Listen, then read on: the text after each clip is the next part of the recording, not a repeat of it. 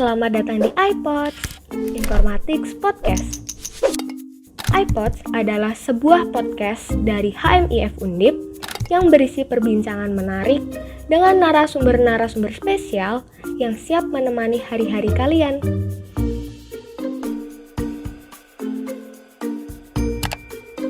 iPods. Oke, jadi selamat pagi menuju siang semuanya. Jadi kenalin Kak, aku Noya dan di sini teman aku yang bakal nemenin aku mewawancarai ngobrol santai sama Kakak hari ini. Namanya siapa? Ya, nama saya Merdika Prawarna, selaku teman dari Noya yang akan menemani Noya dan Kak Ovi dalam ngobrol-ngobrol santai ini. Jadi selamat datang Kak di iPods atau Informatik Podcast, di mana kami akan membahas hal-hal yang berhubungan dengan informatika, passion, ataupun kehidupan perkuliahan secara umum. Oke. Benar banget. Jadi hari ini Kak Ovi udah tahu kan temanya yang bakal dibahas hari ini apa? Udah. Mental health kan ya masalah ya, bener kan? Iya, betul Kak. Benar banget. Ya, jadi hari ini kita kedatangan tamu spesial nih guys, yaitu salah satu mahasiswa dari Universitas Diponegoro, khususnya jurusan psikologi, bener ya Kak? Betul. Nah, berhubungan dengan tema yang kita akan bawakan hari ini, sebelum itu kita bakal bacain CV-nya Kakak nih, boleh kan Kak? Boleh. Oh dibacain ya? Boleh. Singkat aja Iya Kak. dong. Jadi, Kak Ovi ini mahasiswa psikologi yang merangkap sebagai musisi, atau mungkin malah kebalikannya ya, musisi yang merangkap sebagai mahasiswa psikologi dengan di bawah moniker nama yang sama, yaitu Ovi. Di Kak Ovi ini udah semuanya mulai masuk jadi musisi kondang lah ya, dengan salah satu singlenya udah tembus 40.000 stream di Spotify, dan monthly listener-nya juga udah pernah menyentuh 6.000 lebih. Dan achievement-nya di bidang musik pun juga banyak, udah berapa kali juga menang lomba band di berbagai kompetisi. Bahkan di pengalaman organisasinya pun udah pernah jadi ketua ekskul band, ketua ekskul paduan suara, dan juga merupakan staf BEM Psikologi Undip di bidang minat dan bakat. Oke. Gimana Kak kabarnya Kak? Baik Kak? Baik. Gimana kalian baik? Ngapain Kak akhir-akhir ini Kak? Paling karena libur sih ya, jadi kayak nggak terlalu banyak proker yang lagi aktif juga kayak di BEM dan segala macam. Jadi libur ini aku coba cari kesibukan di melanjutin lagu gitu-gitu. Cuma lanjutin doang, belum ada yang sampai kayak fix mau rilis atau gimana. Ini sibuk-sibuk gitu aja sih. Kayaknya masih berhubungan dengan musik gitu ya Kak? Iya, tapi nggak sepenuhnya juga sih, maksudnya ya kayak orang kebanyakan juga kalau libur pasti sibuk ngegame juga. Jadi kayak itu paling kesibukan yang produktif, kayak sebagian kecil dari keseluruhan kesibukanku yang paling produktif lah gitu. Sisanya ya main game, tidur, ya nggak jauh-jauh beda lah. 11-12 lah ya sama Dika ya, main game ya. Kalau aku sih nggak main game, soalnya udah nggak main game, gitu udah loh. tidur. Fokus tidur. Ya, berhubung masih bisa tidur ya, karena kalau udah masuk offline kemungkinan tidurnya udah nggak tidur. Susah banget. Nah, iya benar, karena ini kita bentar lagi bakal masuk perkuliahan offline nih, pastinya bakal ada perubahan dari cara kita beradaptasi nih. Biasanya kan kalau online kita kuliah nih santai-santai, bisa sambil tiduran, tapi sekarang offline harus duduk, merhatiin, benar-benar terbangun di depan dosen. Hubungannya pasti juga kena nih sama mental health kita nggak sih? Bener nggak sih Dik? Betul sekali, langsung kaget. Tiba-tiba kaget gitu ya. Nah, ini berhubung kita punya pakarnya nih. Karena pasti jurusan psikologi belajar tentang ini nggak sih Kak? Iya health sih, ini cuma sih, Kak? iya aku masih maksudnya nggak bisa juga sih nyebut sway bakar, tapi ya aku ada sebagian kecil yang dipelajarin lah. Tapi ya gitu deh. Nah, tapi kan kalau dibandingin kita anak-anak informatika sih, kakak kan pasti lebih paham nih sama tentang metalhead nih. Insya Iya Allah. sih. Iya, semoga lah. Ya, tapi nanti kita bahasnya nggak terlalu menjorok kayak sampai pengertiannya sampai yang Nggak kayak sampai minta Kak, teman saya penelitian depresi. gitu sih, enggak Obat sih, itu Kak. gimana Kak? Obat untuk Hmm. menangani depresi itu enggak Kak? Kita Iya, santai iya. aja topiknya Kak. Ya, kita kayak bahas secara umum dan general aja nih. Soalnya kan akhir-akhir ini kalau nggak salah tuh lagi zaman-zamannya nih orang tuh kayak kena penyakit mental health, semua dibawa tentang mental health gitu Setidaknya lah, Kak. lebih Kita bangun lah bakal terhadap bahas topik tentang itu. mental health. Gitu. Nah, ngomong-ngomong nih Kak, kan nih kakak nih kalau aku lihat dari banyak prestasinya tuh berhubungan sama musik. Nah, alasan masuk psikologi tuh apa ya? Ini mungkin aku sekalian kenalan yang ini ya, proper kali ya. Apa Boleh, namanya biar nggak ini. Iya. Iya, halo, aku Ovi dan sebenarnya aku gak expect juga tadi dibacain CV-nya karena itu CV sebenarnya kayak pencitraan banget cuma iya kayak yang tadi didengar apa namanya aku bergulat di musik walaupun itu aku sangat jauh banget dari apa ya bayangan orang tentang musisi gitu karena musik yang ku buat kebanyakan di komputer dan bukan pakai live instrument dan segala macam gitu dan aku juga nggak bisa bilang aku yang artsy buat atau gimana dan aku pun membawa label mahasiswa psikologi juga apa namanya jujur untuk diundang ke sini tadinya ketika aku kan diundang temennya ke sini dan ketika tahu bahasannya mental health gitu aku merasa kayak ini gue bisa gak ya karena mungkin kalau misalnya ngelihat teman-temanku dan teman-temanku lain gitu yang di fakultas psikologi mungkin akan lebih banyak kayak apa namanya teman-teman yang emang kayak lebih dalam lah gitu nyemplungnya di area mental health gitu karena itu kan topik yang emang lagi naik juga ya dari 2018 ke atas atau pokoknya sekitar segitulah apa topik mental health itu baru mulai keangkat gitu dan ya jadi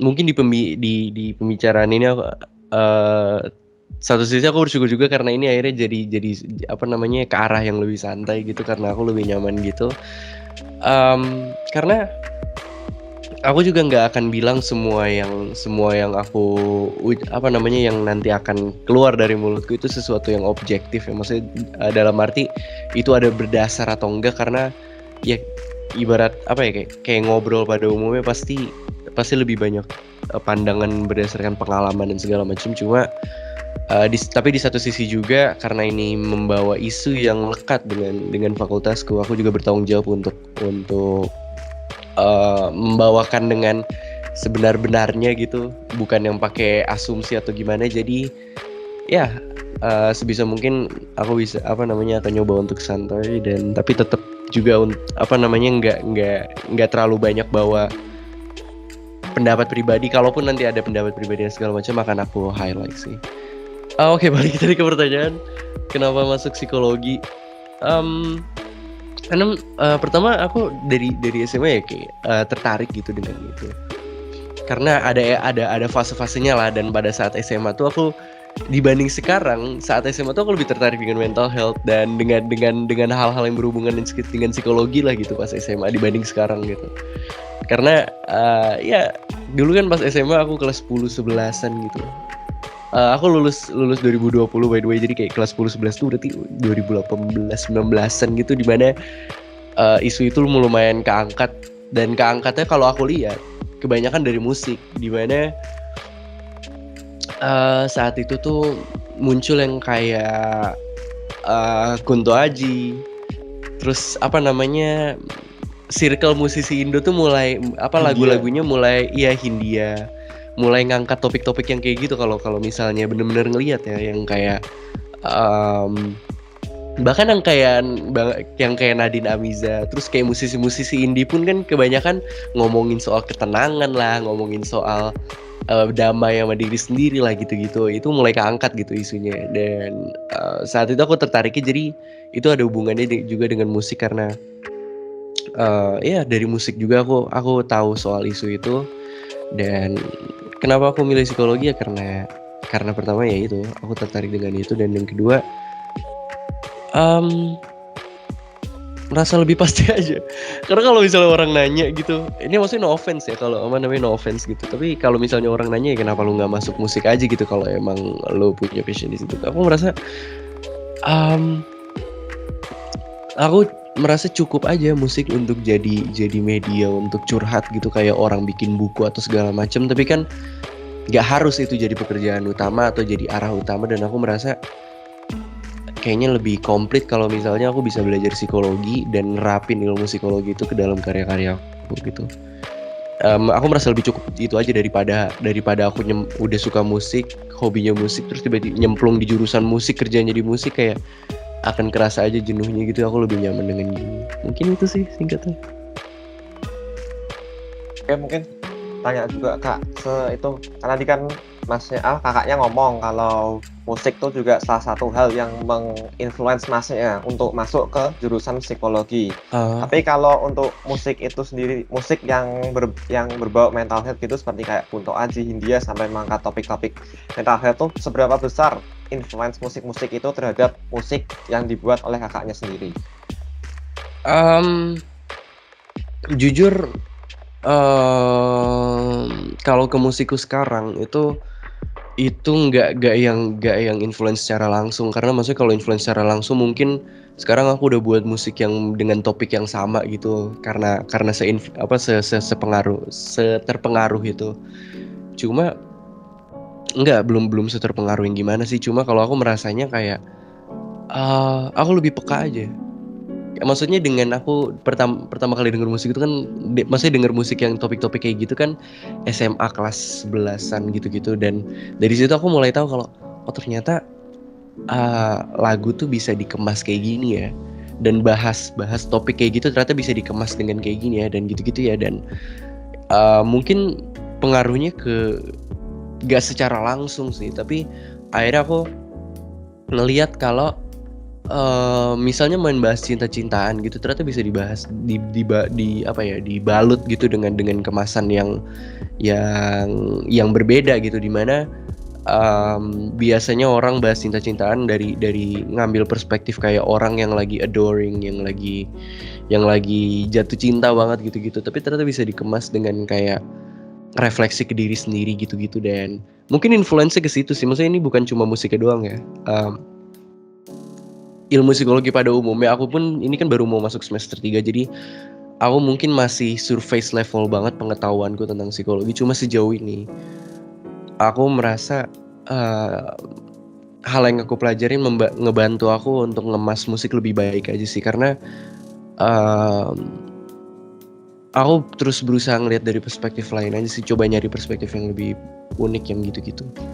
Jadi kepengaruh langsung enggak sih, karena aku belum punya kesempatan juga untuk bicara soal topik-topik kayak gini gitu di musikku secara langsung. Musikku isinya sad boy semua. Musikku tuh gak jauh-jauh dari topiknya itu gak jauh dari patah hati, gak jauh dari itu, karena aku merasa aku lebih nyaman nulis tentang itu gitu untuk sekarang nulis tentang itu. Tapi ya who knows lah, mungkin nanti ketika aku bisa udah punya pengetahuan yang cukup dan punya wawasan yang cukup tentang ini, mungkin suatu saat aku juga pengen gitu untuk bisa nulis atau bikin lagu yang berhubungan dengan kesehatan mental, atau yang gini lah, yang pokoknya yang bisa di satu sisi bikin musik tapi juga ngasih pandangan atau wawasan yang bener ke orang gitu. Karena ya aku bisa bilang aku suka banget dengan Kunto Aji, dan dia punya influence yang gede di aku, karena tadi itu juga yang bikin aku tertarik dengan isu ini. Dan ya aku pernah merasakan langsung gimana musik Kunto Aji itu bisa ngebantu aku walaupun gak secara penuh ya, bukan berarti itu yang kayak pedoman atau gimana, enggak, cuma ada beberapa waktu dimana aku at some low point gitu, kayak di titik rendah, dan musiknya ternyata membantu. Dan dari situ aku merasa kayak kalau aku bisa suatu hari lewat musik bisa berpengaruh ini ke orang gitu, bisa pengaruhnya ke level personal gitu, itu alangkah kerennya gitu. Dan ya masih diproses sih, masih di perjalanan sampai bisa sampai ke titik itu. Bener Gitu banget sih. Kalau bikin lagu yang udah sampai dalam-dalam banget tuh menurutku musisinya udah semedi berapa lama gitu. Karena soalnya mikirin lirik tuh harus pas sama yang pendengarnya tuh susah banget. Soalnya kan aku juga pribadi tuh kakakku kan juga musisi gitu ya. Jadi kayak aku tahu struggle-nya dia buat musik kayak gimana dan segala macam gitu. Nah, tadi kan ngomong-ngomong tuh kalau musik itu influence kita secara langsung di mental health juga bisa gitu. Nah, menurut kakak nih ya, mental health tuh sebenarnya kesalahan siapa sih? Kesalahan dari kitanya sendiri nih yang ngerasa kita tuh depresi, atau dari orang lain atau dari lingkungan gitu? Sebenarnya gini sih, di ilmu psikologi sendiri, aku nggak bicara sebagai represent ilmu psikologi atau gimana, karena itu terlalu berat juga. Cuma sejauh aku belajar, sebenarnya kita nggak pernah nemuin kayak ngambil perspektif dari siapa yang salah gitu. Even ketika orang punya gangguan mental gitu, gangguan tuh berarti yang udah parah gitu, yang perlu penanganannya pun sejauh yang aku tahu nggak pernah mencari ini salah siapa gitu. Cari penyebab iya, kayak ada beberapa terapi yang nyari akarnya gitu. Kayak mungkin kalau yang banyak orang tahu tuh contohnya kayak psikoanalisisnya Freud.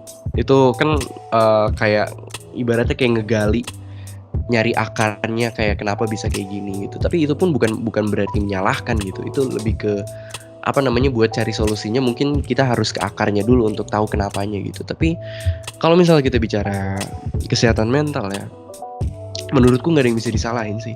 Karena even itu terjadi dengan diri kita, walaupun penyebabnya dari luar atau dari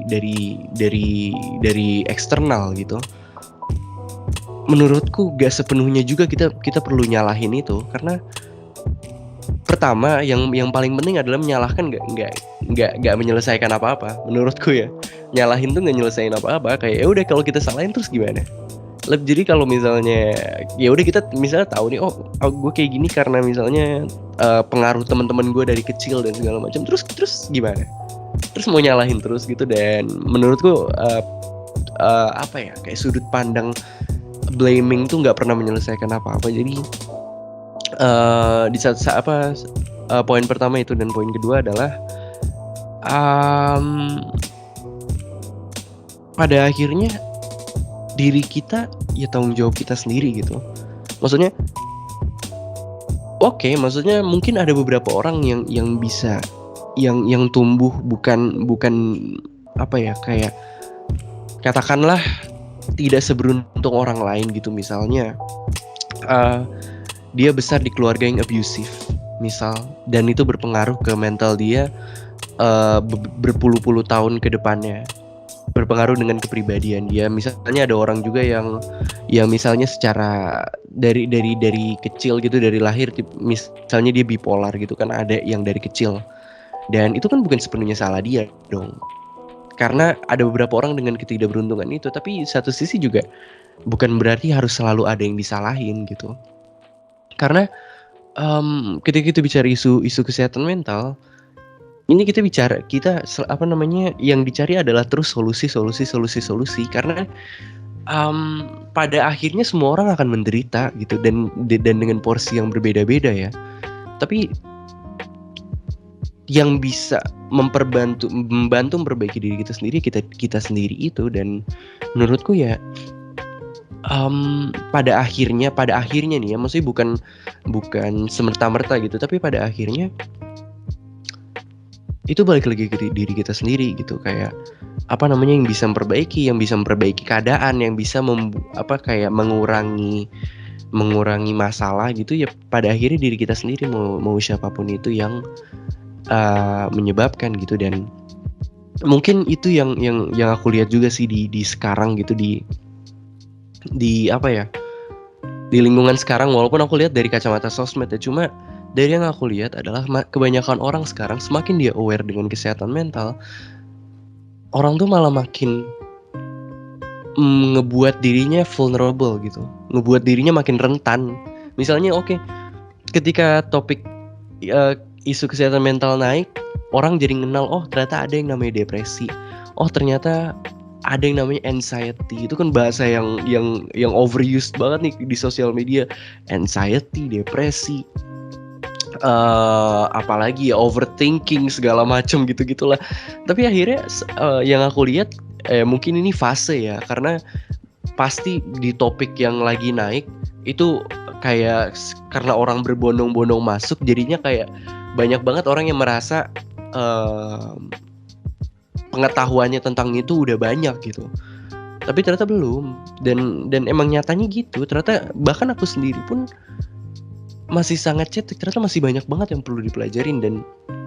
Dan poinku adalah orang-orang tuh jadi apa ya, merasa ya itu tanggung jawab orang lain untuk menjaga kesehatan mental dia, padahal enggak. Kayak orang bilang orang tua aku toksik banget, misalnya karena hal sepele gitu, terus dia merasa itu menyerang mental health dia dan segala macem. Dan misalnya ada orang tua yang kayak nggak ngebolehin anaknya pulang malam gitu, terus dia merasa apa namanya, nongkrong sampai malam adalah cara dia untuk healing lah atau apalah itu bahasa orang-orang gitu. Terus dia merasa orang tuanya yang merusak mental health dia. Enggak, anjir. Sorry, itu tersensor aja kan. Sorry, aku ngomong sorry. Cuma maksudku pada akhirnya itu tanggung jawab kita sendiri. Dan kalau misalnya kita nggak mau adaptasi dan nggak mau nyari nyari jalan tengahnya gitu ya, selamanya juga kita akan merasa mental kita tersakiti. Dan ini mungkin yang menarik sih, sebenarnya dari kemarin aku mau ngebahas ini. Yang penting adalah kesehatan mental tuh bukan berarti kita nge-keep diri kita kayak di taman bunga gitu, kayak terus-terusan bahagia gitu. Enggak, karena ini kalau aku bicara rada teoritis, kayak menurut WHO gitu, kayak kesehatan pada in general adalah kesehatan fisik, mental, psikis gitu, sama sosial. Dan kalau kesehatan fisik pasti semua orang udah tahu gitu. Tapi untuk kesehatan mental, itu sesuatu yang bukan berarti ketika kita misalnya terus-terusan bahagia itu berarti mental kita sehat, dan ketika kita sedih berarti mental kita lagi rusak. Enggak gitu. Kesehatan mental itu pada dasarnya adalah gimana kita menyadari kondisi psikologis kita, dan gimana kita bisa ngestabilin itu. Jadi ketika kan emosi, feeling segala macam itu kan ada positif sama negatif. Nah, mental yang sehat itu adalah mereka yang bisa ngestabilin antara sedih, nggak harus sedih sih, maksudnya ini kalau lebih umumnya adalah antara perasaan negatif sama positif itu yang bisa distabilin, dan ketika dia bisa ngestabilin dirinya ketika menghadapi stres. Dan yang pasti outputnya adalah dia bisa produktif dan bisa jadi jadi orang yang sehat lah bagi lingkungannya gitu. Dan itu sebenarnya definisi kesehatan mental. Bukan berarti kesehatan mental adalah tiap sedih healing kemana gitu, keluar kota, ke Bali, nggak gitu. Dan itu bukan maksudnya bukan resep pasti cara menjaga kesehatan mental, bukan kayak gitu. Bukan kayak tiap sedih kita keluar kota, atau tiap sedih kita misalnya nge-treat diri kita makan-makan di restoran mewah atau gimana, dan itu berbanding lurus dengan berapa uang yang kita keluarkan untuk nge-treat diri kita sendiri. Enggak, itu sebenarnya soal kestabilan diri. Dan ya tadi kan sebenarnya pertanyaan awalnya adalah ini ya, kalau aku coba ngingetin diri juga gitu, pertanyaannya adalah ini sebenarnya salah siapa gitu. Dan ya tadi balik lagi ke poin utamaku, ini sebenarnya tanggung jawab diri kita sendiri soal kesehatan mental kita, karena itu konsekuensi hidup gitu. Konsekuensi kita terjun ke dunia sosial adalah kita berinteraksi dengan orang-orang yang beda-beda, dan masing-masing orang dan tiap orang tuh punya pengaruh yang beda juga terhadap diri kita. Dan itu tanggung jawab kita untuk bisa gimana caranya gue bisa bertahan di kolam ini, karena nggak mungkin juga kan kita ngurung diri terus di kamar, itu pun nggak sehat bagi mental gitu. Jadi ya sebenarnya nggak ada resep pasti gitu, tapi intinya itu tanggung jawab diri lu sendiri. Dan menurutku nggak akan nyelesain masalah nyalain siapapun, mau diri sendiri mau orang lain, itu nggak akan nyelesain masalah. Mending perspektifnya diubah menjadi apa yang bisa dilakuin ketika kita punya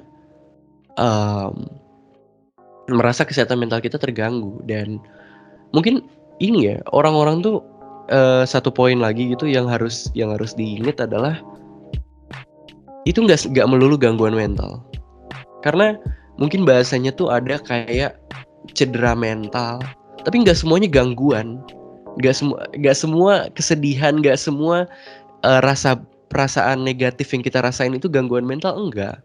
Karena gangguan mental itu kan sebenarnya misalnya kayak bipolar dan segala macam, itu kan sesuatu yang udah ekstrim gitu.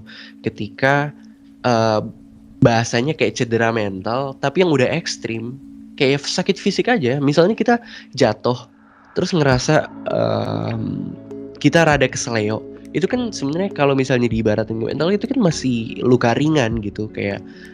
And it's totally normal menurutku untuk kita jatuh, untuk kita ini itu sangat normal untuk kita. Kalau ini kayak terkadang kita cemas atau sedih, itu sesuatu yang normal, dan itu jadi gangguan ketika itu udah pengaruhin diri kita dalam jangka yang panjang, dan pengaruhnya udah besar banget, pengaruh buruk ya pastinya, dan itu yang perlu penanganan.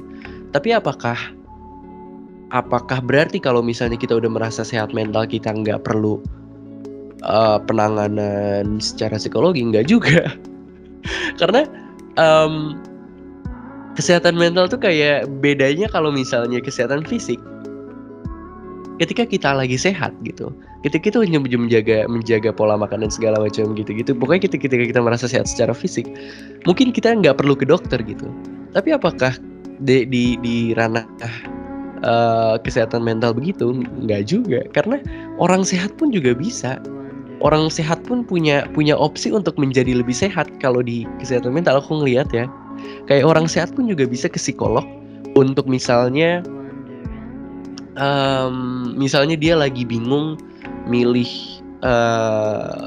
dua keputusan gitu. Dia sehat mental tapi cuma lagi bingung milih dua keputusan. Apakah dia bisa itu ke psikolog? Bisa. Dan ya jadi itu sih poinnya adalah gak bisa secepat itu pertama. Dan maksudnya bukan gak bisa secepat itu juga sih, tapi jangan pernah ngediagnosa diri sendiri. Itu udah basi banget, dan bingung kenapa masih banyak banget orang yang kayak gitu. Tapi jangan pernah ngediagnosa diri sendiri. Dan even ketika misalnya kita punya gangguan mental, it's not the end of the world. Kayak banyak banget hal yang bisa kita lakuin untuk itu. Dan apakah berarti hidup kita akan menderita sepanjang waktu? Enggak juga. Karena itu kayak masalah hidup, kayak tiap orang punya masalah hidup. Tapi apakah ada penanganannya? Pasti ada. Mungkin itu sih. Ini aku jadi melebar kemana-mana, tapi karena yang kayak gini tuh bikin gregetan gitu. Karena apalagi yang aku lihat tuh sering di sosial media, banyak banget kayak bias soal topik psikologi di sosial media. Kayak banyak banget orang represent kayak menurut psikologi, kalau ini menurut psikologi. Siapa gitu? Psikologi itu siapa sih? Karena nggak ada. Maksudnya psikologi itu bukan suatu orang yang mengatakan A B C jadi kayak kitab suci gitu, enggak. Psikologi itu juga ilmu yang penuh teori, dan teori itu bisa terus berubah-ubah, dan daripada matok sama kata orang di sosial media mending pelajarin langsung gitu. Dan ya itu sih mungkin. Jadi mungkin kalau misalnya pembahasanku melebar ini izin ya, karena ada beberapa bias yang semoga bisa dilurusin gitu lewat sini. Sebisaku ya, karena lagi-lagi kalau mau bener-bener yang lurus, mending baca dari yang teori yang emang ahli atau segala macam. Tapi untuk sekarang aku mencoba untuk ngelurusin bias yang general gitu, yang emang semua orang yang emang jadi tanggung jawabku sebagai mahasiswa psikologi untuk sosialisasiin kalau ya itu nggak sepenuhnya benar gitu. Itu sih mungkin.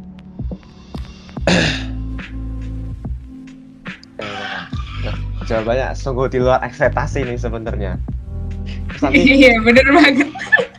Ngomong-ngomong kalau tentang perspektif, tadi kan ada bahas tentang perspektif, ini lanjut mau tanya lagi tentang perspektif. Jadi kan kita sebagai manusia ini kan salah satu yang ngebentuk kita, yang bisa ngebentuk tentang bagaimana kita melihat diri sendiri adalah melalui dari perspektif orang lain. Nah, dalam untuk menghadapi perspektif dari perspektif yang dasarnya tidak kita setujui seperti ekspektasi yang tinggi dan lain-lain tuh, bagaimana sih Mas dalam itu untuk menjaga mental health ini apabila yang datangnya dari luar seperti kayak tadi ekspektasi dari orang gitu.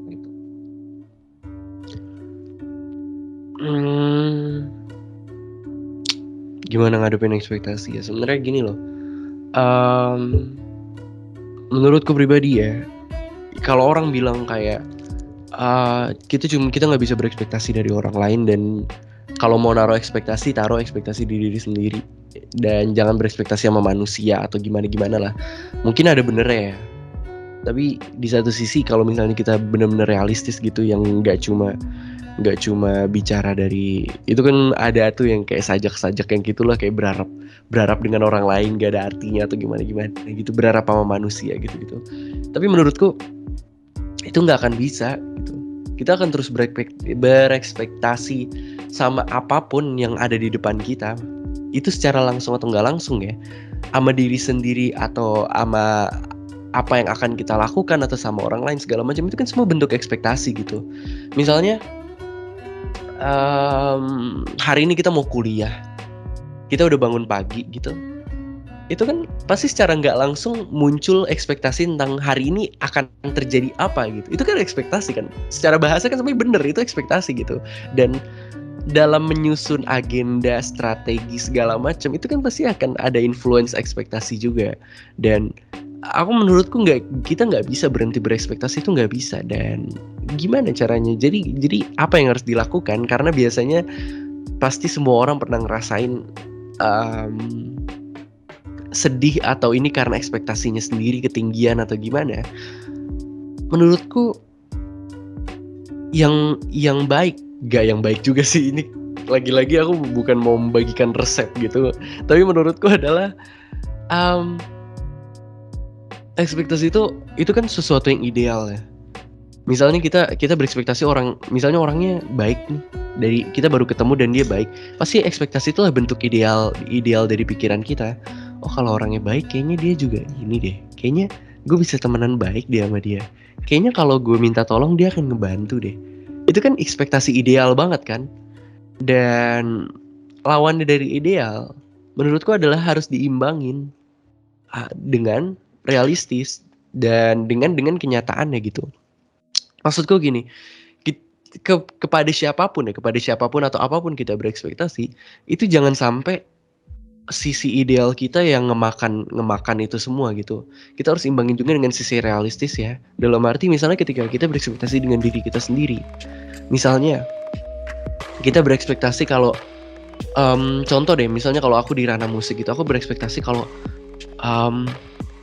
kayaknya tahun ini gue bisa deh manggung, kayaknya tahun ini gue bisa deh nyentuh 100.000 stream misal gitu, kayaknya bisa deh tahun ini gitu. Tapi ketika itu sepenuhnya ideal, oke, misalnya aku bikin musik gitu, tapi pada akhir tahun aku ngelihat ekspektasiku nggak terpenuhi.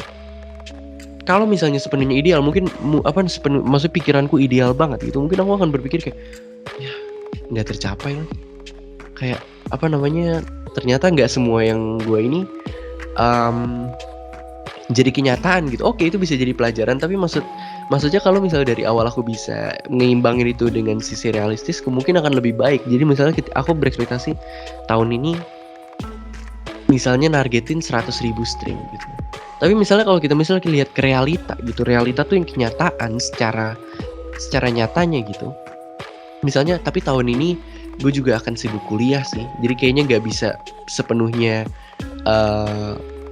ngabisin waktu di musik. Jadi mungkin 100.000 tuh angka yang cukup tinggi untuk aku yang masih sambil kuliah dan segala macam. Misalnya mau manggung gitu, tahun ini harus manggung, tapi misalnya lihat kenyataan, mungkin tapi kayaknya gue butuh waktu deh buat nyari koneksi dan segala macam gitu.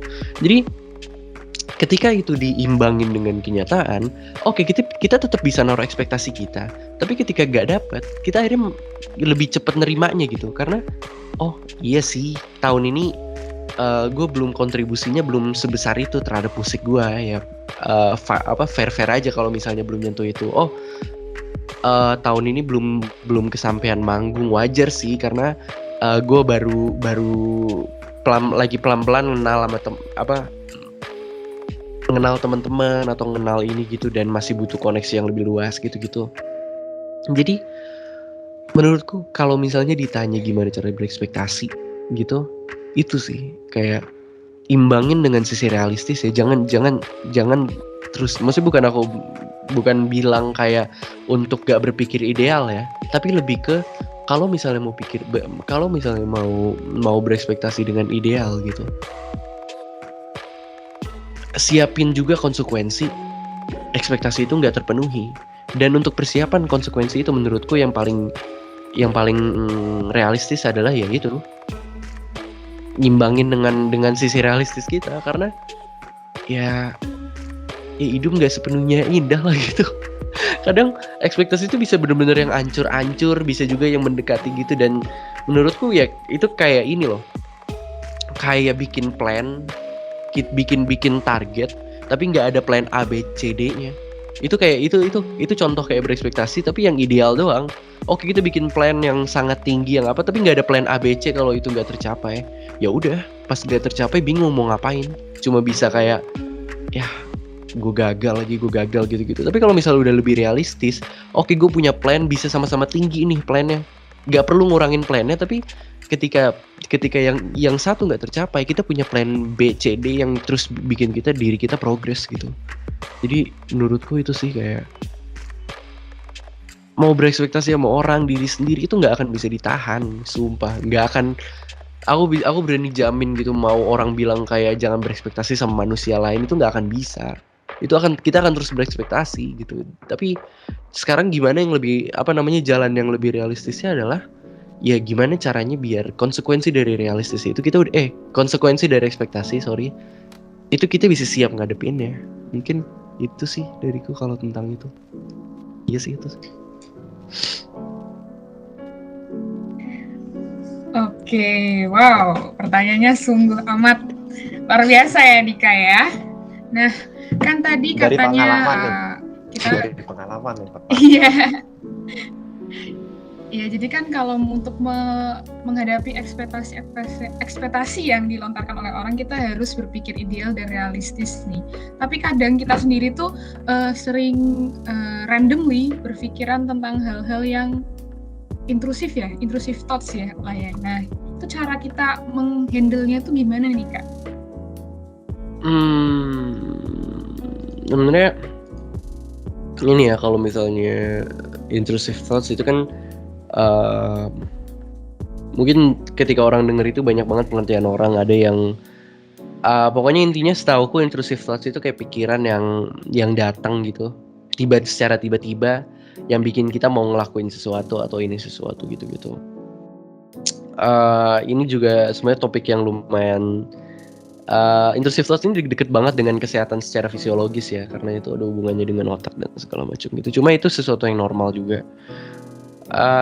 Dan mungkin ada beberapa orang yang melihat itu sebagai masalah gitu kalau yang udah ekstrim dan segala macam. Cuma sejauh ini menurutku kalau misalnya di tingkat yang rendah gitu, kayak misalnya aku belum pernah denger orang bermasalah dengan intrusive thoughts kecuali yang udah ada di ranah yang kayak ini ya, yang kayak misalnya orang OCD itu kan sebenarnya intrusive thoughts kan, yang nggak bisa dia kontrol gitu. Tapi sejauh kalau masih bisa dikontrol, dan aku yakin kebanyakan dari kita masih bisa ngontrol gitu, karena itu sebagian kecil doang. Tapi kalau masih bisa dikontrol, ya menurutku masih nggak apa-apa sih, dan itu normal aja. Karena menurutku nggak tahu sih, mungkin ada beberapa orang yang merasa apa yang dia lakukan kebanyakan adalah pengaruh dari intrusive thoughts, dan dia merasa itu adalah gangguan bagi dia. Menurutku lebih ke coba pikirin lagi gitu, apakah benar itu intrusive thoughts atau itu lebih ke lu kayak bertindak tapi nggak mikir. Itu kan beda. Maksudnya intrusive thoughts itu kadang misalnya yang kayak kalau orang, fenomena yang paling sering orang itu kan kayak misalnya kita di ujung di lantai 3 mall gitu, terus ngeliat ke bawah, terus sempat ada pikiran kayak kalau loncat gimana ya. Itu intrusive thoughts, itu salah satu bentuk intrusive thoughts. Tapi kebanyakan orang nggak akan ngelakuin kan, karena mereka tahu ya enggak, itu cuma pikiran gitu, dan gue nggak akan benar-benar ngelakuin itu. Dan selama masih kayak gitu itu normal, dan bukan berarti lu suicidal, enggak, itu normal kok. Itu kan fenomena yang ini juga. Cuma kalau misalnya lu merasa terganggu dengan itu lebih kalau benar-benar yang terganggu ya, dan sudah mempengaruhi hidup lu. Yang pertama, yang pastinya cari pertolongan yang profesional pastinya, yang bukan dari internet atau segala macam, tapi yang profesional.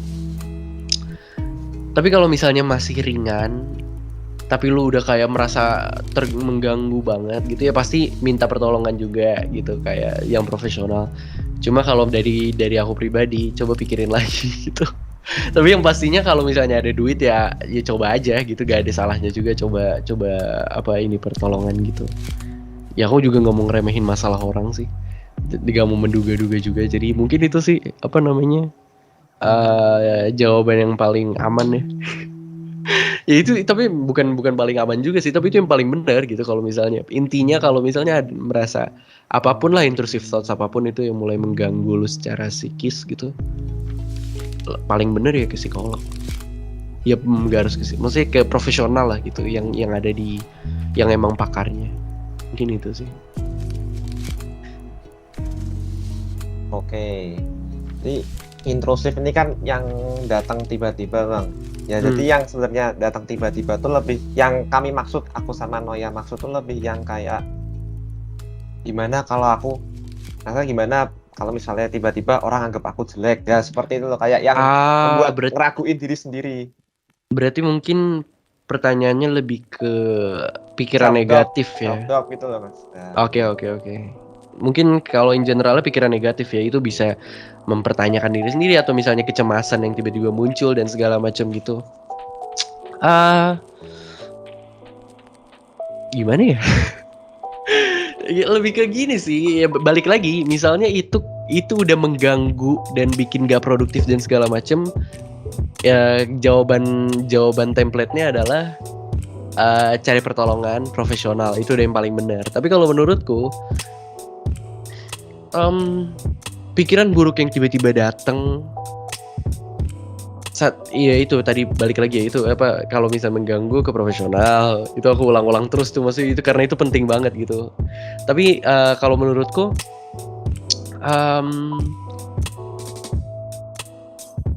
balik lagi ya, itu kita kan tanggung jawab akan diri sendiri ya, dan pikiran negatif itu kan kadang nggak bisa dibendung gitu. Apalagi kalau misalnya kondisi juga nggak lagi kondusif atau gimana, pasti ada aja lah gitu merasa kayak gue di mata orang lain gimana ya, gue jangan-jangan belum cukup gitu bagi orang-orang, apa gue dilihat aneh atau gimana macam, apa segala macam yang kayak gitu. Menurutku ngadepinnya adalah self acceptance sih. Itu sih yang paling ini, kalau misalnya yang berhubungan dengan itu ya, karena aku pun beberapa kali juga pastinya kayak orang-orang pada umumnya juga pasti pernah mempertanyakan diri sendiri gitu-gitu. Apalagi bagi aku yang pas SMA suka tampil segala macem, pasti sering lah mempertanyakan kayak sebenarnya gue udah bagus belum sih? Sebenarnya gue udah cukup belum sih? Sebenarnya ketika di atas panggung gue kayak gitu. Sebenarnya laguku aneh nggak sih? Sebenarnya lagu gue kelihatan kayak gimana sih? Apakah gue sad boy banget atau gimana? Orang-orang mandang gue gimana sih? Pasti ada pikiran-pikiran kayak gitu. Apakah gue cukup apa gimana gitu? Cuma biasanya kalau bagi aku sendiri yang membantuku nge-nyimbangin itu adalah yang penerimaan sama diri sendiri. Kayak misalnya cara kita berpenampilan nih, hal sedasar itu gitu. Misal kita udah nerima diri sendiri gitu dengan ya udah ini cara gue yang nyaman berpakaian kayak gini. Tapi ini balik lagi ya, apakah itu sesuai norma atau enggak? Karena misalnya lu nyaman tangan doang keluar ke kondangan gitu, tangan doang, yang enggak juga dong. Kan itu menyalahi norma gitu. Tapi maksudku adalah enggak, poinnya ini kayak ketika kita udah accept tentang gimana kelihatan kita, gimana nyamannya kita gitu-gitu. Biasanya itu lebih mudah untuk nerima kalau ya udah, kalau misalnya orang berpikiran gitu, tapi bagi gue ini udah cukup bagi gue. Dan kalau kita nyadarin kayak orang tuh akan selalu, kalau misalnya ngelihat dunia luar ya, ke dunia sosial gitu, orang tuh akan selalu menuntut sih. Kayak setiap orang kan pasti punya preferensi masing-masing.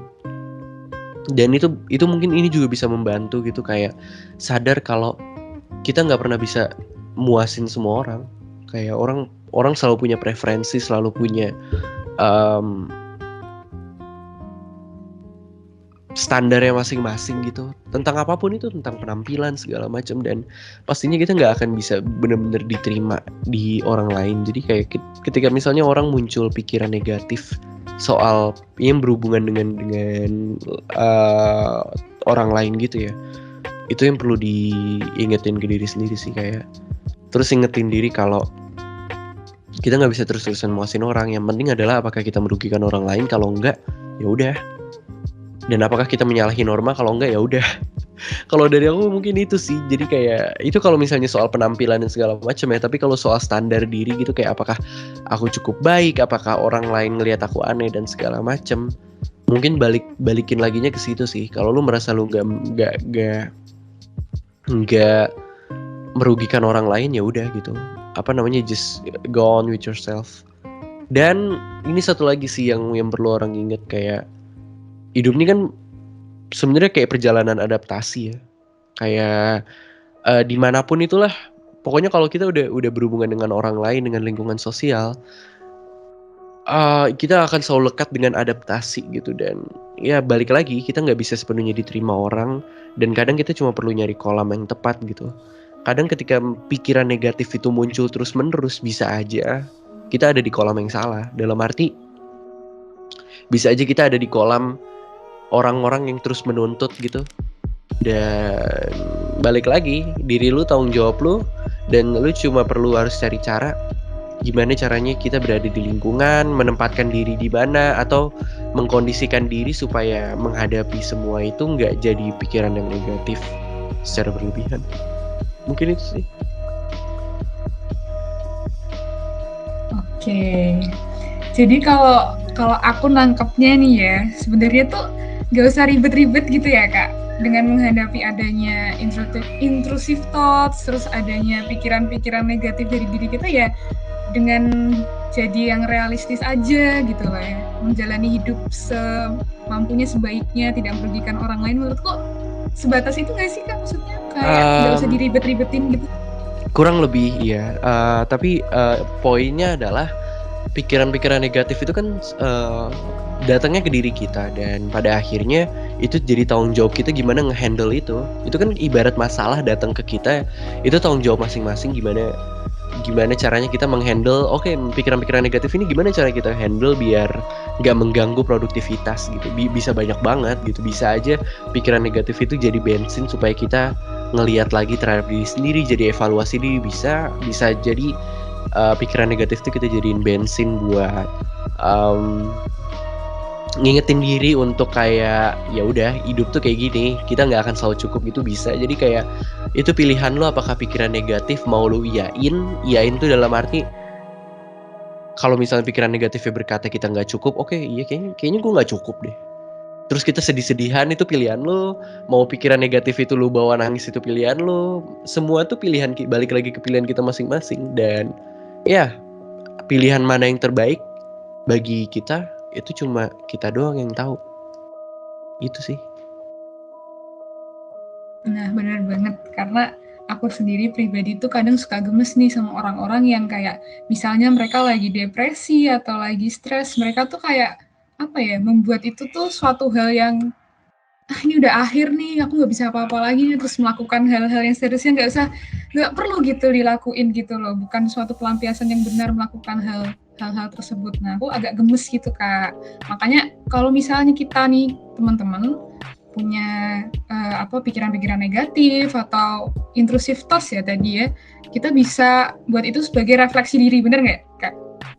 Buat refleksi diri, buat kita biar motivasi diri kita supaya melakukan hal yang justru lebih baik, bukan kita kayak berlarut ke dalam kesedihan dalam pikiran-pikiran kita yang sebenarnya nggak terjadi gitu. Kayak gitu sih kalau aku nangkepnya. Gimana nih kalau Dika nangkepnya, sama apa beda nih?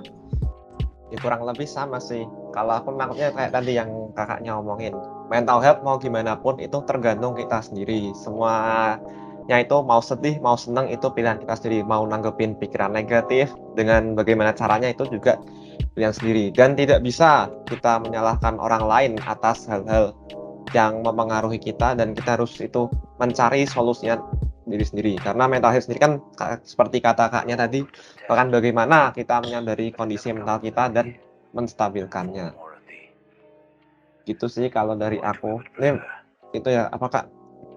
Ada cukup amazed aku sama kakaknya ini dengan lain topik-topiknya ini cukup mendalam dan relate lah dengan kehidupannya kita, apalagi sebagai mahasiswa kan pasti udah di umur segini udah mulai itu ngerasain beneran kayak efek-efeknya gini. Betul banget. Nah, mungkin dari kakak sendiri ada yang mau ditanyain ke kita nih Kak? Apa ya? Sebenarnya gini sih, yang aku mau tahu adalah ketika kalian ngelihat temen yang lagi sedih gitu, atau yang lagi, sebenarnya aku nggak mau menggunakan kata depresi ya, karena itu sesuatu yang berat banget gitu, dan orang-orang terlalu sekarang tuh menurutku kayak terlalu gampang banget untuk kayak bilang aduh aku lagi depresi nih, banyak tugas ya aja. Terlalu berat aja sebenarnya, poinnya dapat gitu. Mungkin orang mengartikannya kalau dia lagi sedih banget gitu, tapi apa namanya, secara diksi itu berat banget untuk bilang diri depresi. Jadi mungkin aku bilang kayak kalau misalnya kalian ngelihat temen yang lagi sedih gitu, yang lagi terpuruk lah gitu, akan apapun itu alasannya gitu. Kalau dari kalian sendiri, kayak biasanya kalian ngapain sih menurut kalian, penanganan yang bisa kalian lakuin gitu untuk mereka? Dari siapa dulu nih? Mau aku apa kamu, Dik? Wah, boleh nih aku dulu dah. Bebas. Jujur aja nih, sebelumnya aku nggak begitu banyak, karena emang dasarnya ya nggak begitu banyak orang juga ya, nggak begitu banyak tahu orang yang kayak sampai alhamdulillah nggak terpuruk gitu, jarang ketemu. Tapi kalau menurutku sih yang paling penting tuh selalu nemenin lah ya. Apalagi kalau orang-orang terpuruk gitu kan biasanya merasa kalau mereka sendirian, kalau dunia ini udah nggak bisa udah bakal stagnan, bakal hal-hal jelek terus yang terjadi ya. Jadi kalau dari aku sih berusaha nemenin dan ngasih kata-kata yang menenangkan lah, setidaknya ngasih tau kayak waktu bakal menyembuhkan, dan seiring waktu hal-hal bakal berubah sih. Dan gimana pun namanya hidup kan pasti ada kesempatan buat bahagia, ada pasti waktu buat bahagia. Mungkin kalau dari Noya gimana? Kalau aku tuh mungkin aku lebih ke dengerin sih. Kalau ngasih kayak kata-kata penenang itu aku kurang ya kalau nemenin temanku misalnya gitu. Tapi kadang tuh aku gini Kak, kadang tuh gemes aja gitu sama teman-temanku yang kadang tuh misalnya nih mereka lagi ada masalah nih sama pasangannya. Terus mereka tuh kayak seolah-olah pasangannya tuh kayak satu-satunya orang yang bisa ngertiin dia, padahal tuh sebenarnya enggak gitu. Kayak dia tuh bisa aja cerita ke orang lain, bisa punya temen, dan aku sendiri kayak, loh selama ini kamu tuh nganggep aku apa gitu kalau bukan temanmu, bukan tempat buat cerita dan segala macam. Karena mereka tuh apa ya, terlalu menganggapnya pasangan mereka tuh orang yang cocok, yang tepat buat mereka tuh menghilangkan depresinya dan segala macamnya gitu loh Kak.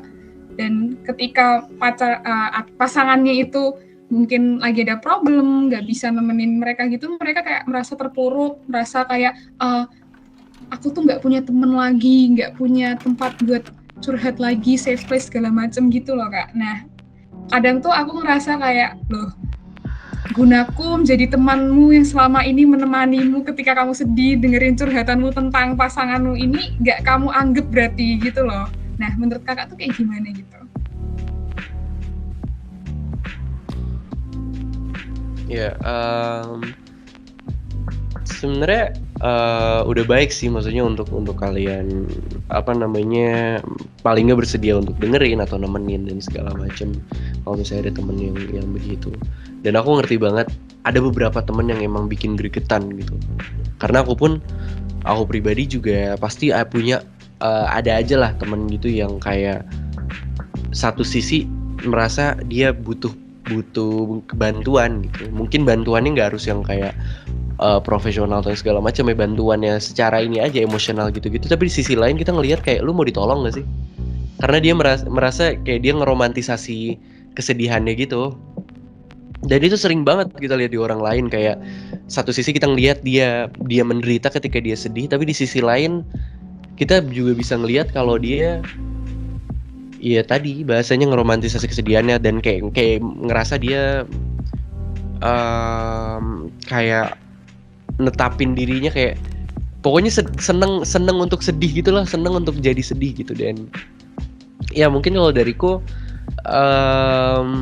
pertama kan lagi-lagi orang nggak bisa kita kontrol ya. Yang bisa kita kontrol tuh diri kita sendiri doang, dan tindakan kita gitu yang bisa kita atur gitulah. Dan ya untuk ngadepin teman-teman yang gitu,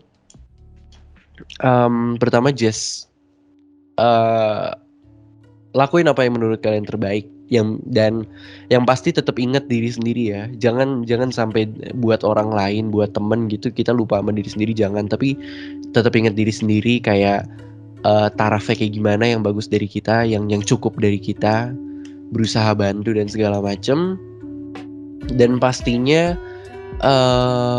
ketika bantu sebisa mungkin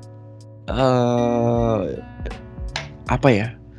Sebenarnya ini yang aku dapat dari ilmu psikologi adalah ketika kita dengar cerita orang gitu dan segala macam, sebenarnya kita tuh nggak berkewajiban untuk ngasih solusi bagi dia. Kayak misalnya ketika dia diputusin apa namanya, misalnya dia diputusin pacar gitu, atau gimana, kita nggak perlu.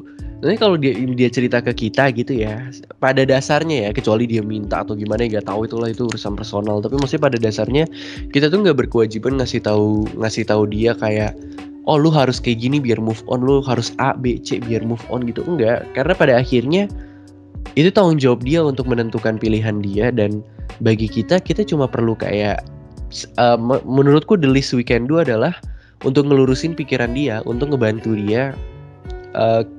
Ketika orang sedih kan kadang dia nggak realistis ya. Misalnya cemas atau segala macam itu kan biasanya kalau in general adalah karena mereka nggak realistis. The least we can do adalah itu, bantu mereka ngestabilin, adalah antara misalnya mereka berpikir terlalu ideal, kita bantu lihat dari sisi realistis ya. Tapi tetap dengan manner yang benar ya. Nggak yang kayak ngenampar gitu, kayak ya nyatanya kan lo gak gitu, nggak yang gitu juga, tapi dengan manner yang benar gitu. Tapi intinya adalah aku salut banget kalau misalnya kalian masih ngasih effort untuk dengerin dan segala macam gitu-gitu, itu emang hal yang harus dilakukan gitu. Dan mungkin ini buat jadi ini aja sih, ini tambahan gitu. Ya menurutku yang pasti yang harus terus diingat adalah tiap orang kesedihannya itu tanggung jawab dia masing-masing, dan ketika kalian dengerin orang dan segala macam gitu, itu bukan tanggung jawab kalian untuk mengembalikan kebahagiaan dia gitu. Jadi maksudnya kayak jangan merasa bersalah man itu, karena ya masalah hidup udah cukup banyak lah gitu, jangan nambah masalah diri sendiri. Tapi di satu sisi juga tetap berusaha kasih yang terbaik aja, terutama bagi teman atau bagi keluarga. Kalau bisa dengerin, kalau bisa kayak ngasih advice, tapi menurutku yang perlu digarisbawahin adalah pada akhirnya itu harus jadi pilihan dia, dan dia harus mandiri untuk tahu apa yang perlu dilakuin. Itu sih mungkin dari aku. Oke, jadi mantap banget nih Kak, makasih buat jawabannya. Nah, karena kita udah berbicara panjang nih tentang mental health, sudah waktunya kita mengakhiri podcast kali ini ya. Makasih untuk Kak Alfi karena udah jadi narasumber kita pada podcast kali ini. Nah, sebelum mengakhiri, Noya mau ngasih kesimpulan nih. Jadi yang Noya dapat dari pembahasan kita tentang mental health ini adalah semua masalah yang kita hadapi, perasaan dan kesehatan mental merupakan tanggung jawab kita sendiri ya, sebagai manusia.